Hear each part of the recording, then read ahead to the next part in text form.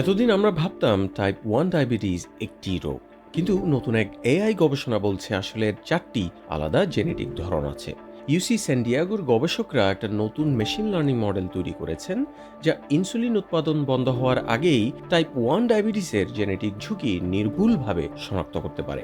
Nature জেনেটিক্সে প্রকাশিত এই গবেষণায় T1GRS নামের মডেলটি 20,000-এরও বেশি টাইপ 1 ডায়াবেটিস রোগী ও প্রায় 8 লক্ষ সুস্থ মানুষের জেনোম বিশ্লেষণ করেছে। এমএইচসি এর জটিল জিন ইন্টারাকশন ম্যাপ করে এটি প্রায় 87% নির্ভুলতায় ঝুঁকি পূর্বাভাস দিতে পেরেছে।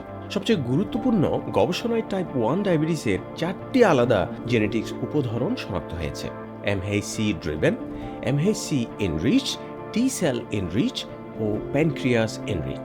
এমএইচসি ড্রিভেন ধরন সাধারণত শৈশবে দেখা দেয়, আর প্যানক্রিয়াস এনরিচ ধরন কিডনি ও হৃদরোগের মতো গুরুতর জটিলতার সঙ্গে সম্পর্কিত। এখন বিষয় হলো, আজই এটি দৈনন্দিন ডায়াবেটিস ম্যানেজমেন্ট বদলাবে না, কিন্তু এটি দেখাচ্ছে টাইপ 1 ডায়াবেটিস একক রোগ নয়।